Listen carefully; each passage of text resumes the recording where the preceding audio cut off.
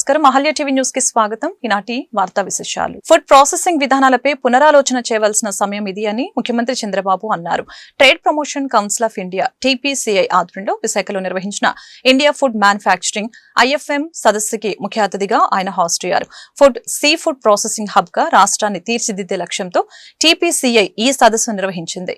Food processing, beverage, aqua రంగాల్లో రాష్ట్ర ప్రభుత్వం అనుసరిస్తున్న విధానాలని సీఎం వివరించారు.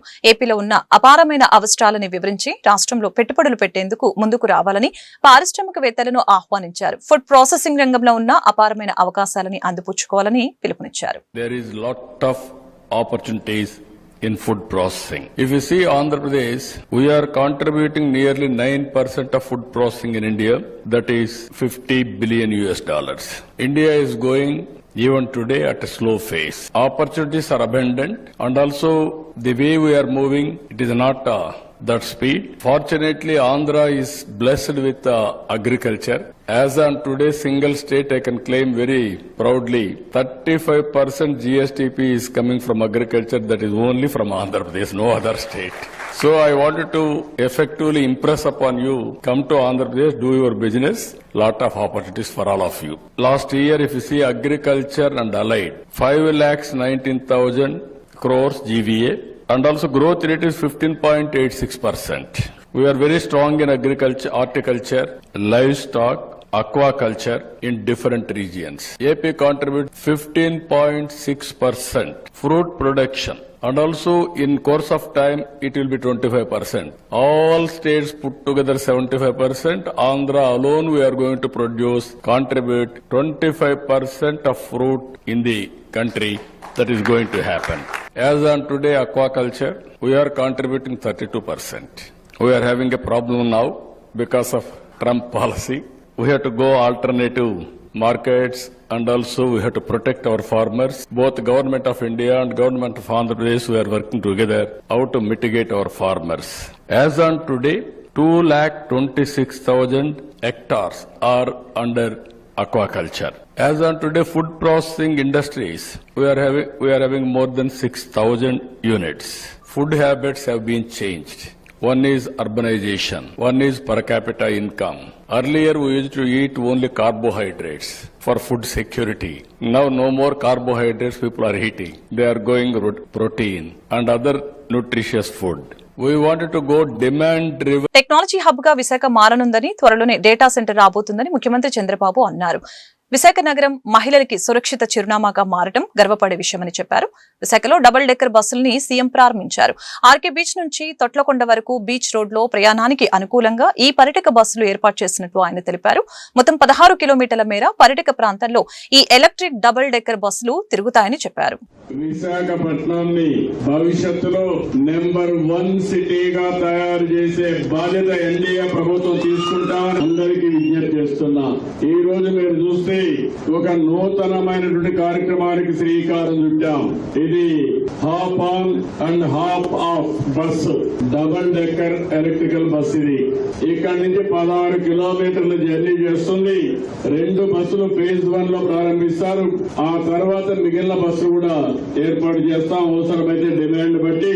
ఇది ఆర్కే బీచ్ నుంచి మీరు ఈ దారిలో పోతూ తోట్లకొండ, ఆర్కే బీచ్ గాని, TU 142 గాని, submarine, sea harrier, helicopter museum, VMRDA park, Kailasagiri ropeway, Teneti park, view point, zoo park, TTD temple, Rishikonda beach, అక్కడి నుంచి తోట్లకొండకు వచ్చి ఇస్తుంది. ఇదంతా కూడా 24 గంటలు 500 రూపాయలు అన్నారు కానీ మా విశాఖపట్నానికి 500 కాదు. అవసరమైతే ఆ సబ్సిడీ మేము కూడా ఇస్తాం. 250 రూపాయలకే పెట్టాం. అంటే 250 రూపాయలకి 24 గంటల్లో ఈ బీచ్ అంతా తిరిగే అవకాశం ఉంటుంది. కాబట్టి మీకు ఇది ఉపయోగపడుతుందనే ఉద్దేశంతో దీన్ని చేశామని చెప్పి కూడా నేను మీకు తెలియజేస్తున్నా. ఈ రోజు ఈ బస్సులో 66 మంది ఎక్కేదానికి అవకాశం ఉంటుంది. ఒకసారి ఛార్జ్ చేస్తే దగ్గర 150 కిలోమీటర్ల వరకు తిరిగే అవకాశం ఉంటుంది. ఛార్జింగ్ స్టేషన్ కూడా పెట్టాం. భవిష్యత్తులో మొత్తం ఎలక్ట్రికల్ వెహికల్స్ వస్తాయి. రోడ్లు కూడా బాగుంటాయి. పార్ట్ హోల్స్ క్రియేట్ చేసిన ప్రభుత్వం అందులో కొట్టుకోబోయింది. ఇప్పుడు ఈ ప్రభుత్వం మీ అందరికీ ఎక్కడ గుంతలు లేని రోడ్లు ఇచ్చే బాధ్యత మాదని మరొకసారి మీ అందరికీ విజ్ఞప్తి చేస్తున్నా. ఎవ్వరు కూడా కాగితం కూడా బీచ్ లో వేయడానికి వీల్లేదు. ఇది పరిశుభ్రమైన బీచ్ గా ఉండాలి. ప్రపంచ పర్యాటకులను ఆకర్షించే బీచ్ గా ఉండాలి. దీనివల్ల మనందరికీ చాలా బెనిఫిట్స్ వస్తాయి. విశాఖపట్నాన్ని రాజధాని చేస్తామని గడిచిన ప్రభుత్వం చెప్తే మాకు రాజధాని అవసరం లేదు, ఆర్థిక రాజధానిగా ఉండాలి, మాకు ఉద్యోగాలు కావాలని కరాఖండిగా మీరు చెప్పారు. దాన్ని నిలబెట్టుకుంటామని మరొకసారి మీ అందరికీ హామీ ఇస్తున్నా. తొందరలోనే విశాఖపట్నం భారతదేశానికే కాదు ఏషియాకి టెక్నాలజీ హబ్ గా తయారు కాబోతుంది. మీ అందరూ ఏదైతే మా మీద నమ్మకం పెట్టుకున్నారో. విశాఖపట్నం స్పష్టమైన విజన్ ఉంటేనే రాష్ట్ర అభివృద్ధి సాధ్యమని ఏపీ మంత్రి నారా లోకేష్ తెలిపారు. విశాఖ నోవెటల్లో ఏర్పాటు చేసిన ఏరోస్పేస్ మ్యానుఫ్యాక్చరింగ్ CII సదస్సులో ఆయన ముఖ్య అతిథిగా పాల్గొన్నారు. శంషాబాద్ విమానాశ్రయానికి అన్ని వేల ఎకరాలు ఎందుకని ఆనాడు చంద్రబాబును అందరూ అడిగారు. ఇప్పుడు తెలంగాణ GDPలో 11% శంషాబాద్ విమానాశ్రయం నుంచే వస్తోంది. విశాఖకు గూగుల్ డేటా సెంటర్ వస్తోంది. పునరుత్పాదక ఇంధన వనరుల ఏర్పాటు దిశగా వేగంగా అడుగులు పడుతూ ఉన్నాయి. రాష్ట్రంలో పరిపాలన చూసే కేంద్రం అండగా ఉంటుంది. ఏపీలో పెట్టుబడులు పెట్టాలని పారిశ్రామికవేత్తల్ని ఆహ్వానిస్తున్నాం. 15% వృద్ధి రేటు దిశగా వెళ్తున్నాం. డబుల్ ఇంజిన్ సర్కార్ వలని రాష్ట్రంలో అనేక అభివృద్ధి పనులు చేపట్టగలిగాం అని వివరించారు.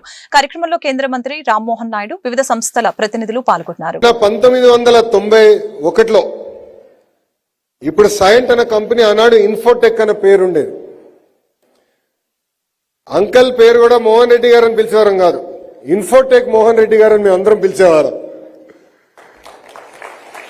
1991లో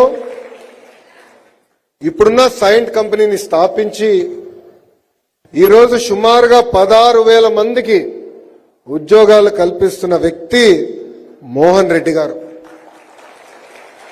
కేవలం మన దేశం, కేవలం మన రాష్ట్రం, మన దేశమే కాదు, 22 దేశాల్లో ఈరోజు సైంట్ కంపెనీని నడిపిస్తున్న వ్యక్తి మోహన్ రెడ్డి గారు. ఈరోజు ఆయన కంపెనీ CSR నిధుల నుంచి సుమారుగా 8 కోట్ల రూపాయలు ఖర్చు పెట్టి 50 ప్రభుత్వ పాఠశాలల్లో AI ల్యాబ్స్ కి ఏర్పాటు చేసిన వ్యక్తి మోహన్ రెడ్డి గారు. ఇక్కడ మీరందరూ అనుకోవచ్చు AI వల్ల మాకేంటని. మీరందరూ ఇక్కడ కూర్చున్న పిల్లలు యుఆర్ ఆర్ ఫ్యూచర్. మీరు ఇండస్ట్రియల్ రెవల్యూషన్ గురించి వినుండొచ్చు. ఒక్కొక్క ఇండస్ట్రియల్ రెవల్యూషన్ ఒక్కొక్క టైంలో వచ్చింది.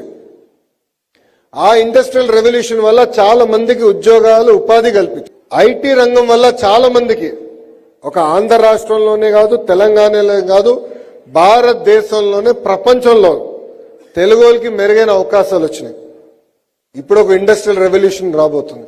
ఆ ఇండస్ట్రియల్ రెవల్యూషన్ పేరే AI, ఆర్టిఫిషియల్ ఇంటెలిజెన్స్. ఈ AI వల్ల మనం చేస్తున్న రెగ్యులర్ పనులన్నీ కూడా టెక్నాలజీ చేసే పరిస్థితికి వచ్చింది. సో మారుతున్న క్రమంలో మన కరికులంలో మార్పు రావాలి, మన ల్యాబ్స్ లో మార్పు రావాలనేది బలంగా ప్రభుత్వం నమ్ముతుంది. అందుకే మీరు చూస్తే మీ టెక్స్ట్ బుక్స్ అప్గ్రేడేషన్ దగ్గర నుంచి, ఎగ్జామినేషన్ ఫార్మాట్ మార్చే దగ్గర నుంచి అనేక సంస్కరణలు మీకోసం మేము తీసుకొచ్చాం. ఒక్కసారి కానీ మనం చూస్తే ఇండస్ట్రియల్ రెవల్యూషన్ లో ప్రింటింగ్ ప్రెస్ కీలకమైన పాత్ర వహించింది. భాజపా తీసుకువచ్చే అన్ని బిల్లులకు వైకాపా మద్దతిస్తుందని ఏపీ కాంగ్రెస్ అధ్యక్షురాలు వైఎస్ షర్మిల విమర్శించారు. ఉపరాష్ట్రపతి ఎన్నికల్లో ఇండియా కూటమి అభ్యర్థి జస్టిస్ సుదర్శన్ రెడ్డికి వైకాపా అధ్యక్షుడు జగన్ ఎందుకు మద్దతు ఇవ్వట్లేదని ఆమె ప్రశ్నించారు. విశాఖ స్టీల్ ప్లాంట్ ఉద్యమానికి వైకాపా కూని చేసింది. ఉద్యమం అనే పదానికి ఆ పార్టీకి అర్థం తెలుసా? గత ప్రభుత్వ హయాంలోని స్టీల్ ప్లాంట్ ప్రైవేటీకరణకు అడుగులు పడ్డాయి. రిషికొండ భవనాల అంశంపై ప్రభుత్వం ఎందుకు విచారణ చేయటం లేదు? వివేక హత్య కేసులో ఆయన కుమార్తె సునీతకు ఇప్పటికీ న్యాయం జరగటం లేదు. జగన్ అవినాష్ రెడ్డి భాజపాకు కొమ్ము కాస్తూ విచారణ ముందుకు సాగనివ్వట్లేదు అని షర్మిల ఆరోపించారు. ఇంతవరకు అయితే సునీతారెడ్డి గారికి న్యాయం జరగలేదు. ఇప్పటి వరకు ఎలా పోరాటం చేసిందో ఇప్పుడు కూడా అదే పోరాటమే చేస్తుంది కదా. తను పోరాటం చేయటంలో తప్పు లేదు కదా. ఇంతవరకు న్యాయం జరగలేదు అంటే ఎందుకు జరగలేదు? సిబిఐ ఎంక్వైరీ సరిగ్గా చేయటం లేదు అని సునీతారెడ్డి అంటుంటే దాంట్లో తప్పేమైనా అంటుందా? నిజంగానే సిబిఐ అనుకుంటే ఈ పాటికి పాత్రదారులు సూత్రధారులు అందరినీ బయట పెట్టాల్సిన అవసరం ఉంది కదా. సిబిఐకి చెందిన ఒక ఆఫీసరే, మేం కాదు కదా అంటున్నది, ఒక ఆఫీసరే అంటున్నాడు Avinash Reddy Google maps location pins match అవుతున్నాయి, ఫోన్ కాన్వర్సేషన్స్, ఫోన్ నంబర్స్, వాళ్ళ ఫోన్ కాల్స్ మ్యాచ్ అవుతున్నాయని చెప్తున్నారు. అవినాష్ రెడ్డి గారు వాళ్ళకు సంబంధించిన వాళ్ళ ఇంట్లోనే పోలీస్ ఆఫీసర్ని సహా బెదిరించారు అంటున్నారు. ఇన్ని సాక్ష్యాలు పెట్టుకొని కూడా ఇంతవరకు వాళ్ళు బయట తిరుగుతున్నారు అంటే ఏమిటి అర్థం? న్యాయం జరగలేదనే నా జాయిన్. గుంటూరు ఆరగ్రహారం శ్రీ కన్యక పరమేశ్వర అమ్మవారి దేవస్థానం దసరా ఉత్సవ నూతన కమిటీని గుంటూరు తూర్పు ఎమ్మెల్యే మహమ్మద్ నజీర్ శుక్రవారం ప్రకటించారు. చైర్మన్ గా కోట వెంకట శివ శేషగిరిరావు, అడ్వైజర్స్ గా ఈరంటి వరప్రసాద్, కొనకల్లా సత్యం, వనమ నరేంద్ర, ఆనంద సాగర్, కొత్తూరు వెంకట ఆధ్వర్యంలో దేవీ నవరాత్రుల ఉత్సవాలు అంగరంగ వైభవంగా జరుగుతాయని పేర్కొన్నారు. రాష్ట్రంలోని ప్రతిష్టాత్మకంగా నిర్వహించే ఈ ఉత్సవాలకి రాష్ట్ర ముఖ్యమంత్రి నారా చంద్రబాబు నాయుడిని ఆహ్వానిస్తున్నట్లు తెలిపారు. అలాగే ఉత్సవాలను విజయవంతం చేయడంతో పాటు భక్తులకు ఎలాంటి అసౌకర్యాలు కలగకుండా నూతన కమిటీ పగడ్బందీగా ఏర్పాట్లు చేస్తుందని చెప్పారు. ఈ కార్యక్రమంలో దేవస్థానం చైర్మన్ నిడమానూరి సురేష్, రాయవరపు అశోక్, బాపారం తదితరులు పాల్గొన్నారు.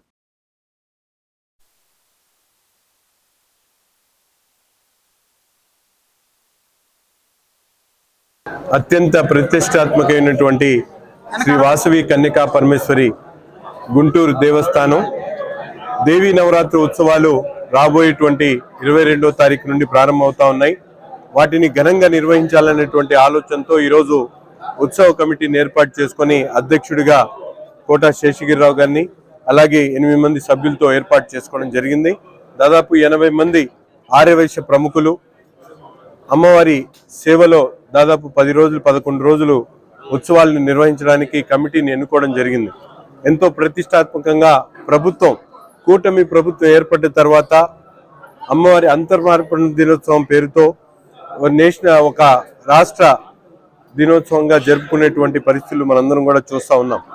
అమ్మవారి దేవస్థానానికి సంబంధించినటువంటి దేవీ నవరాత్రి ఉత్సవాలు మరింత ప్రతిష్టాత్మకంగా ప్రతి ఒక్కరికి కూడా మంచి చేసేటువంటి ఆలోచనతో ఈ ఉత్సవాలని నిర్వహించి అందరు కలిసికట్టుగా ఒక నిర్ణయంతో వీటికి ముఖ్యమంత్రి గారిని సైతం ఆహ్వానించి ఈ కార్యక్రమాన్ని మరింత విజయవంతంగా ముందుకు తీసుకెళ్లాలనేటువంటి ఆలోచనతో ఈ కార్యక్రమాన్ని తీసుకోవడం జరుగుతూ ఉంది. తప్పకుండా ఈ కమిటీ కొత్తగా బాధ్యత తీసుకున్నటువంటి ఉత్సవ కమిటీ పెద్ద ఎత్తున ఈ ఉత్సవాల్ని నిర్వహించి రాష్ట్రంలోనే ఎంతో గొప్పగా చేసినటువంటి చరిత్రను వీళ్ళందరూ కూడా తీసుకోవాలని చెప్పి ఈ సందర్భంగా కోరుకుంటాం. 2025 ఉత్సవ కమిటీ చైర్మన్ గా నన్ను నియమించిన ఎమ్మెల్యే నజీర్ అహ్మద్ గారికి ధన్యవాదాలు తెలియజేస్తూ 11 రోజులు దసరా నవరాత్రి ఉత్సవాలు వచ్చే నెల 22 నుంచి స్టార్ట్ అయ్యి అక్టోబర్ 2వ తారీఖు దాకా 11 రోజులు వస్తుంది. 25 సంవత్సరాల తర్వాత 11 రోజులు దసరా నవరాత్రి ఉత్సవాలు చాలా ఘనంగా జరగడానికి అన్ని ఏర్పాట్లు చేస్తాము.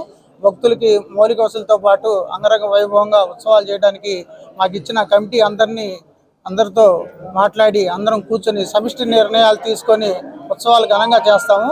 అందరికీ ఈ సందర్భంగా దసరా నవరాత్రి శుభాకాంక్షలు తెలియజేస్తున్నాము. జయవాసి జై జయవాసి. ప్రజారోగ్యానికి కూటమి ప్రభుత్వం కట్టుబడి ఉందని గుంటూరు తూర్పు ఎమ్మెల్యే మహమ్మద్ నజీర్ స్పష్టం చేశారు. ఈ దిశగా వైద్య రంగంలో ఖాళీగా ఉన్న 4000 పోస్టుల్ని భర్తీ చేయడం జరిగిందని చెప్పారు. డాక్టర్ ఎన్టీఆర్ వైద్య సేవ ద్వారా పేదలకు ఉచిత వైద్య సేవలు అందిస్తుందని చెప్పారు. ఈ పథకం వర్తించని కుటుంబాలకు సీఎం సహాయ నిధి ద్వారా ఉచిత కార్పొరేట్ వైద్య సేవలు పొందుతున్నారని వివరించారు. శుక్రవారం గుంటూరు తూర్పు ఎమ్మెల్యే కార్యాలయంలో లబ్ధిదారులకు ఎమ్మెల్యే నజీర్ సీఎం సహాయ నిధి చెక్కులను పంపిణీ చేశారు. ఈ సందర్భంగా ఆయన మీడియాతో మాట్లాడుతూ పేదవారికి కూటమి ప్రభుత్వం అండగా ఉంటుందని చెప్పారు. రాష్ట్ర వ్యాప్తంగా సీఎం సహాయ నిధి ద్వారా 480 కోట్లు లబ్ధిదారులకు అందించడం జరిగిందని అన్నారు. గుంటూరు తూర్పు నియోజకవర్గంలో 200 కుటుంబాలకు సీఎం సహాయ నిధి ద్వారా 5 కోట్లు అందించామని వివరించారు. ఈ కార్యక్రమంలో టీడీపీ సీనియర్ నాయకులు దాసరి రాజా మాస్టర్ తదితరులు పాల్గొన్నారు.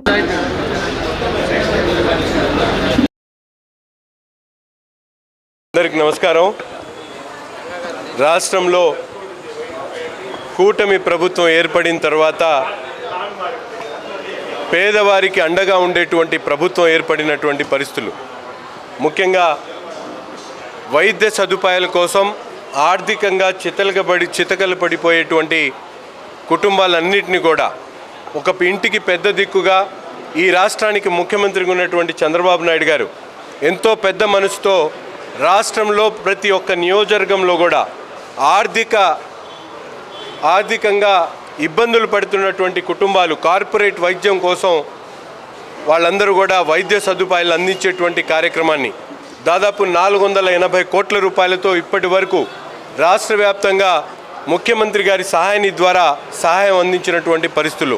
ముఖ్యంగా గుంటూరు తూర్పు నియోజకవర్గంలో ఈ రోజుకి 5 కోట్ల రూపాయల వరకు ఈ 8 నెలల్లోనే నేను శాసనసభ్యుడిగా అయిన తర్వాత ముఖ్యమంత్రి గారి సహాయాన్ని ద్వారా ఎల్ఓసీలు కానీ ఫైనాన్షియల్ ఆర్థిక సహాయం కానీ అలాగే ముఖ్యమంత్రి గారి సహాయాన్ని ద్వారా వైద్య ఖర్చుల కోసం ఇచ్చేటువంటి డబ్బులు మొత్తం 5 కోట్ల రూపాయలు దాదాపు 200 కుటుంబాలకి అందించినటువంటి పరిస్థితులు చాలా సంతోషంగా ఉంది. ఎందుకంటే ఈరోజు ఎవ్వరు కూడా ఇంట్లో ఉన్నటువంటి కుటుంబ సభ్యులు సైతం కూడా ₹1 సహాయం చేయనటువంటి పరిస్థితులు ఉంటే ఈరోజు రాష్ట్రానికి పెద్ద దిక్కుగా ఒక పెద్ద కొడుకుగా బాధ్యత తీసుకొని ప్రతి ఒక్క కుటుంబానికి కూడా అండగా ఉండేటువంటి కార్యక్రమం చేస్తున్నటువంటి ముఖ్యమంత్రి గారికి ప్రత్యేకమైనటువంటి ధన్యవాదాలు తెలుపుతా ఉన్నా.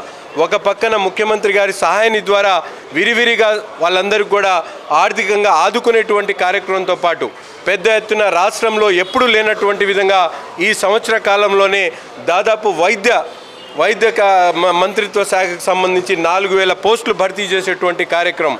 నిన్న కొత్తగా 150 మెడికల్ హెల్త్ ఆఫీసర్లతో పాటు సూపర్ స్పెషాలిటీ డాక్టర్లు 30 మందిని రిక్రూట్ చేసుకునేటువంటి కార్యక్రమాన్ని తీసుకోవడం. ఈరోజు దాదాపు 1100 కోట్ల రూపాయలతో రాష్ట్రంలో 139 కొత్తగా పిహెచ్సిలు కట్టేటువంటి కార్యక్రమాన్ని ఈరోజు మన ప్రభుత్వం చేస్తున్నటువంటి పరిస్థితులు ఉన్నాయి. ఎప్పుడు లేనటువంటి విధంగా గతంలో ఒక్క ఆసుపత్రి కట్టాలంటే సంవత్సరాల తరబడి ఎదురు చూడాల్సినటువంటి పరిస్థితులు ఉంటే ఈరోజు ఆరోగ్యశ్రీ ఎన్టీఆర్ వైద్య సేవ ద్వారా విరివిరిగా సేవలు అందిస్తూ కార్పొరేట్ వైద్యానికి అవసరమైనటువంటి ముఖ్యమంత్రి గారి సహాయాన్ని ద్వారా ఒక పక్కన డాక్టర్లు కానీ ఒక పక్కన హాస్పిటల్ మరుగుపరిచేటువంటి కార్యక్రమం కూడా ఈ ప్రభుత్వంలో జరుగుతూ ఉంది. ప్రతి ఒక్క పేదవాడికి కూడా గుండె ధైర్యంతో ముందుకు సాగేటువంటి విధంగా ఈ ప్రభుత్వం ముందుకు సాగుతూ ఉంది. ఒక మంచి ప్రభుత్వం. ఏ ప్రాంతానికి వెళ్ళినా కుల మతాలకు అతీతంగా రాజకీయాలకు అతీతంగా థ్యాంక్ యూ సీఎం సార్ అంటూ ఉన్నారు. దానికి కారణం కూటమి ప్రభుత్వం ఏర్పడిన నాటి నుంచి నేటి వరకు అనేక సంక్షేమ పథకాలను అమలు చేస్తున్నటువంటి తీరును చూసినటువంటి విఘ్నులందరూ కూడా ఈ రోజున చంద్రబాబు నాయుడు గారిని వెయ్యేళ్ల కొన్నాడుతున్నారు. విద్య, వైద్యం, ఉపాధి, వ్యవసాయం ఇవన్నీ కూడా ముఖ్యమైనటువంటి అంశాలుగా చంద్రబాబు నాయుడు గారు క్రియాశీలకమైనటువంటి నిర్ణయాలు తీసుకున్నారు. ముఖ్యంగా గుంటూరు తూర్పు నియోజకవర్గంలో సోదరులు నజీర్ అహ్మద్ గారు అడిగిందే తడవుగా సుమారుగా 5 కోట్ల రూపాయలు ఇప్పటి వరకు సీఎం రిలీఫ్ ఫండ్ ఇచ్చినటువంటి అంశం. ఈ విధంగా అనేక సంక్షేమ కార్యక్రమాలని నిర్వహిస్తున్నటువంటి కూటమి ప్రభుత్వం ముఖ్యంగా చంద్రబాబు నాయుడు గారికి ధన్యవాదాలు తెలియజేస్తా ఉన్నాం. ప్రతిపక్ష పార్టీలను భూస్థాపితం చేసే శక్తి మోడీ సర్కారుకు లేదని మాజీ కేంద్ర మంత్రి చింతా మోహన్ స్పష్టం చేశారు. దేశంలో నియంత పాలన సాగుతుందని ఆరోపించారు. ప్రజాస్వామ్యంలో ప్రతిపక్ష పార్టీలను గౌరవించవలసిన బాధ్యత అధికార పక్షంపై ఉందని అన్నారు. అప్పుడే ప్రజా సంక్షేమం, దేశాభివృద్ధి సాధ్యమని అన్నారు. గుంటూరులో శుక్రవారం చింతా మోహన్ మీడియాతో మాట్లాడారు. చమురు దిగుమతుల్లో భారీగా అవినీతి జరుగుతుందని ఆరోపించారు. అదేవిధంగా నరేంద్ర మోదీ ప్రభుత్వం దేశంలో 14.5 లక్షల కోట్లు రుణమాఫీ చేసిందని చెప్పారు. అయితే ఎవరికి ఈ రుణమాఫీ చేశారో ప్రజలకు సమాధానం చెప్పాలని డిమాండ్ చేశారు. ఇందులో 1,50,000 కోట్ల రూపాయలు కమిషన్ రూపంలో తీసుకున్నారని వెల్లడించారు. బడా వ్యాపారులకు కాకుండా రైతులకి రుణమాఫీ చేయవలసిన అవసరం ఉందని తెలిపారు. ఐఏఎస్ అధికారి శ్రీలక్ష్మిపై చేసిన విమర్శల్ని ఆయన ఖండించారు. రాజ్యాంగ సవరణ 130, రెండవది రష్యా నుంచి దిగుమతులు, చమురు దిగుమతులు, మూడవది బ్యాంకులు, నాలుగవది గిట్టుబాటు ధర, రైతులు, సినిమా ప్రొడ్యూసర్లు, ఐదవది శ్రీలక్ష్మి. మొన్ననే పార్లమెంట్లో అమిత్ షా ఒక రాజ్యాంగ సవరణ బిల్లును తీసుకొని వచ్చాడు. ఆయన చెప్పడం మోడీ గారు కూడా చెప్పారు ఎక్కడనో, మరి అవినీతిని నిర్మూలించేదానికి